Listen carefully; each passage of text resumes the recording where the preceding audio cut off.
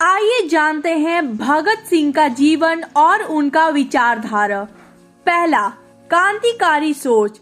भगत सिंह ने अपने किशोरावस्था में ही अंग्रेजों के अत्याचारों को देख स्वतंत्रता के लिए लड़ने का संकल्प लिया। वे मात्र 23 वर्ष की उम्र में ही शहीद हो गए, लेकिन इस छोटी आयु में उन्होंने भारत की अंग्रेजी के संघर्ष में अमूल्य योगदान दिया। दूसरा, सामाजिक न्याय। भगत सिंह केवल राजनीतिक आजादी नहीं चाहते थे, बल्कि उनका उद्देश्य एक ऐसे समाज का निर्माण करना था जहां समानता, बंधुत्व और सामाजिक न्याय हो। उन्होंने साम्राज्यवाद और पंजवाद के खिलाफ भी आवाज उठाई। तीसरा, शहीदी के प्रति समर्पण। 1928 में लाला लाजपत राय की मौत का बदला लेने के लिए उन्होंने और उनके साथियों ने ब्रिटिश पुलिस अधिकारी सैंडर्स की हत्या की। इसके बाद 1929 में भगत सिंह और बटुकेश्वर दत्त ने असेंबली में बम फेंका, जो केवल अंग्रेजी शासन का विरोध दिखाने के लिए था, न कि किसी को नुकसान पहुंचाने के लिए। चौथा, अहिंसा पर उनके विचार। महात्मा गांधी की तरह भगत सिंह पूरी तरह अहिंसावादी नहीं थे। उनका मान्यता था कि हिंसा केवल तब उचित है जब केवल कोई भी विकल्प ना बचे, लेकिन उनका संघर्ष हिंसा के लिए नहीं, बल्कि एक बेहतर समाज बनाने के लिए था। शहीदी की वास्तविकता। भगत सिंह को 23 मार्च 1931 को सुखदेव और राजगुरु के साथ फांसी दी गई। यह फांसी स्वतंत्र संग्राम के ऐतिहासिक का ऐसा अध्याय है जिनके पूरे भारत को झकझोर दिया। आइए जानते हैं उनकी सच्चाई और गलतफहमियां के बारे में। वीरता का प्रतीक। भगत सिंह को कभी कभी केवल बम और बंदूक से जोड़कर देखा जाता था, जबकि वे गहरी राजनीतिक और सामाजिक समझ रखने वाले विचारक थे। वैचारिक संघर्ष। उनकी किताबें, लेख और पत्र यह दर्शाते थे कि वे भारतीय समाज के सभी पहलुओं में सुधार के इच्छुक थे। युवाओं की प्रेरणा। आज भी भगत सिंह को युवा भक्ति और देशभक्ति के प्रतीक के रूप में देखा जाता है। भगत सिंह की वास्तविकता यह थी कि वे न केवल एक क्रांतिकारी बल्कि एक विचारक, दर्शनायक और समाज सुधारक भी थे। उनकी शहादता ने भारतीय स्वतंत्रता आंदोलन को एक नई ऊर्जा और दिशा दी। आइए जानते हैं भगत सिंह की सोच और उनकी गहराई में समझ। भगत सिंह का व्यक्तित्व सिर्फ उनके क्रांतिकारी कार्यों तक सीमित नहीं था। उनका जीवन और विचारधारा कई पहलुओं में बेमिसाल थी। पहला, शिक्षा और वैचारिक परिपक्वता। भगत सिंह ने युवावस्था में ही देश विदेश के क्रांतिकारी विचारकों की रचनाओं का गहरा अध्ययन किया। कार्ल मार्क्स, लेनिन और बर्नार्ड शॉ जैसे विचारकों के साहित्य ने उनकी सोच को प्रभावित किया। उनकी लेखन शैली बेहद प्रगतिशाली और तर्कसंगत थी। मैं नास्तिक क्यों हूँ जैसे लेख में उन्होंने धर्म, तर्क और स्वतंत्रता पर गहरी दृष्टि प्रस्तुत की।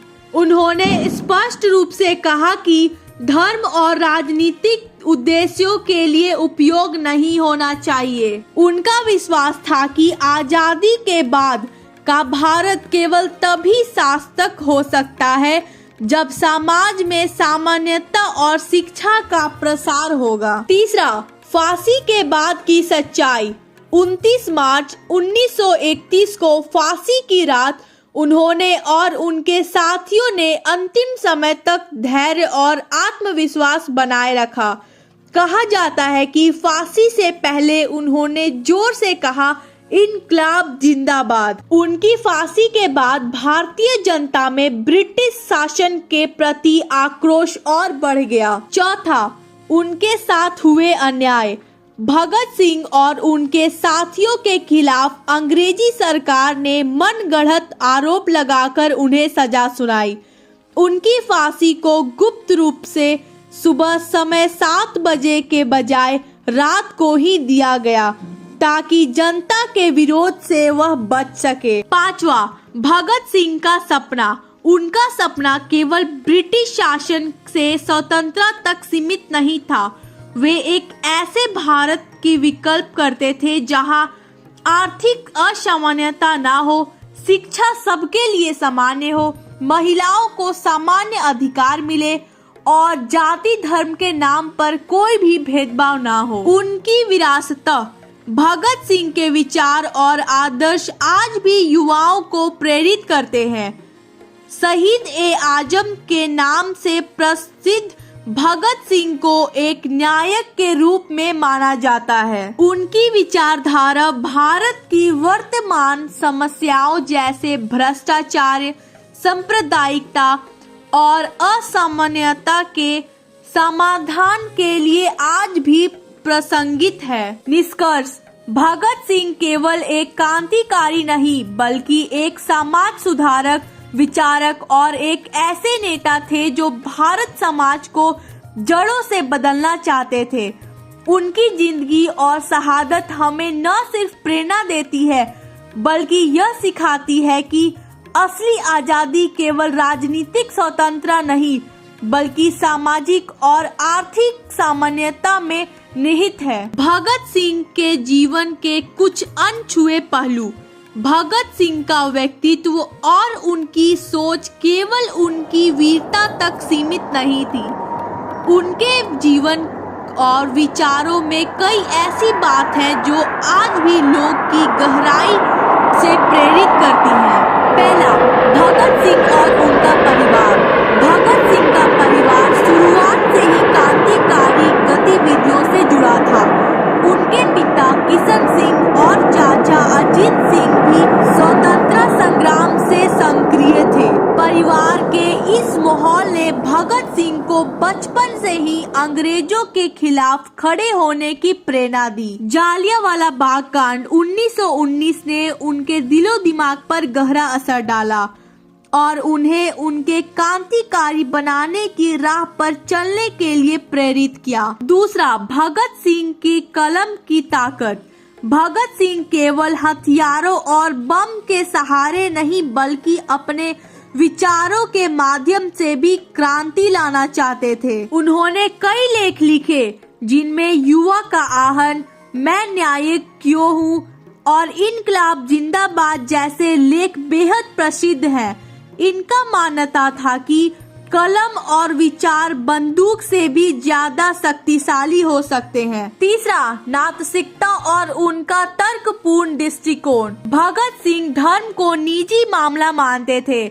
उन्होंने मैं नास्तिक क्यों हूँ लेख में अपने विचार प्रकट करते हुए बताया कि वे अंधविश्वासों और धर्म के नाम पर समाज में होने वाले अन्याय के खिलाफ थे। उनका यह कदम उस समय के समाज के लिए क्रांतिकारी था क्योंकि उन्होंने ईश्वर और धर्म की पारंपरिक धारणाओं को चुनौती दी। चौथा, उनकी क्रांतिकारी गतिविधियां।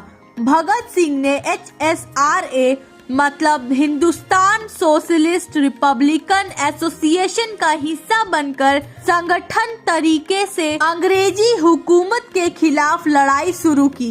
संडर्स हत्याकांड 1928। यह घटना लाला लाजपत राय की मृत्यु का बदला लेने के लिए की गई। असेंबली बम कांड 1929।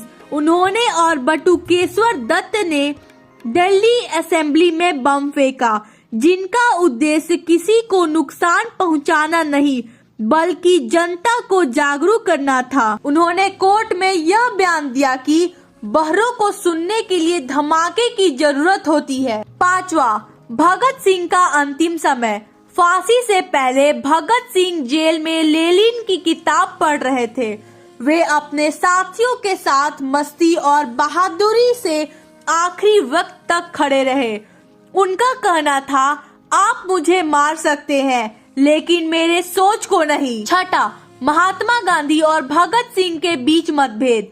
भगत सिंह और महात्मा गांधी का विचारधाराओं में बड़ा अंतर था। महात्मा गांधी अहिंसा के मार्ग पर चलते थे, जबकि भगत सिंह का मानना था कि हिंसा भी जरूरी हो सकता है। हालांकि भगत सिंह ने महात्मा गांधी का सम्मान किया, लेकिन वह यह भी महसूस करते थे कि उनकी रणनीति केवल अंग्रेजों को मजबूती देती है।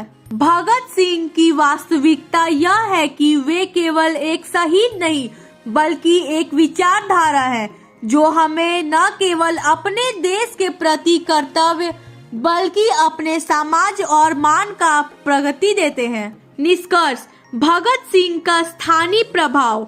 भगत सिंह का जीवन और विचारधारा केवल स्वतंत्रता संग्राम तक सीमित नहीं है। वे एक ऐसे समाज की कल्पना करते हैं जो समतावादी, न्यायपूर्ण और प्रगतिशाली हो। उनका यह कथन हमें हमेशा प्रेरित करता है।